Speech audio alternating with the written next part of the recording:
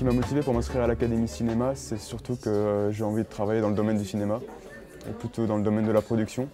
Mais à la base, le producteur, c'est celui qui va s'occuper de beaucoup d'aspects financiers, organisationnels, mais je pense que c'est nécessaire pour lui de connaître chaque étape d'un tournage, les contraintes techniques, les contraintes humaines, les contraintes aussi de temps et puis les contraintes financières. Et donc avoir une expérience de tournage, même très amateur, même en équipe très réduite, ça permet déjà de se faire une idée de ce qu'est le boulot d'un producteur et puis de ce que sont les différents métiers du cinéma que doit connaître parfaitement un producteur.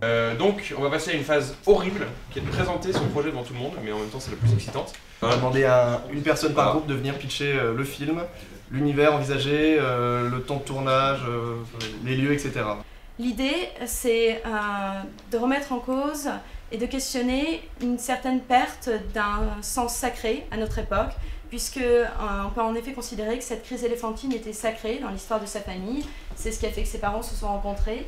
Et pourtant, vous allez avoir du mal à faire comprendre ce qu'est une crise éléphantine sans l'expliquer au début. Dans votre scénario, vous commencez par décrire longuement ce que c'est, ce que ça représente.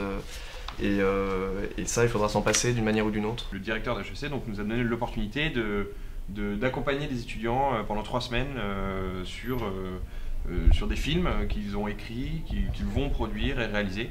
Et voilà. Donc le but de ces 3 semaines, c'est de les familiariser avec un tournage, les enjeux que ça représente, le poids du budget, des contraintes. Le court-métrage qu'on va faire ne doit pas durer plus de 3 minutes.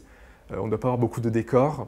Il va falloir qu'on trouve les acteurs, il va falloir qu'on se débrouille un peu nous-mêmes. Pour ce que j'ai vu de la première journée pour l'instant de l'Académie, c'est un peu difficile de trouver une cohérence à un projet, mais c'est ça qu'on apprend en fait dans cette Académie, je pense, c'est que faire un film c'est toujours plus compliqué qu'on l'imagine.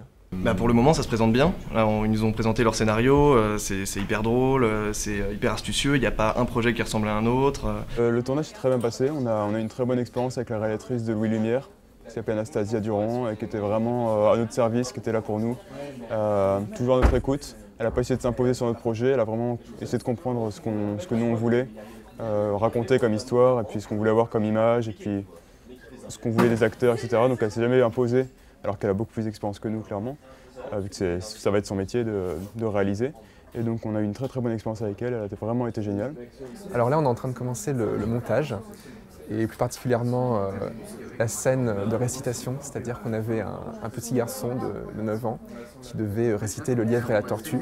Et le but de la scène, c'était qu'il ne se souvenait pas du tout de cette fable. Et donc son instituteur le gronde très sévèrement parce qu'il a tout oublié. Et le but de la scène était bien sûr de faire ressortir sa peur, mais en même temps son côté très malicieux, très polisson. Et on ne savait pas du tout comment diriger un enfant, on ne l'avait jamais fait. Et il se trouve qu'on n'a pas eu à le faire puisqu'il était absolument impeccable. Il a pas bronché, il a été excellent du début à la fin.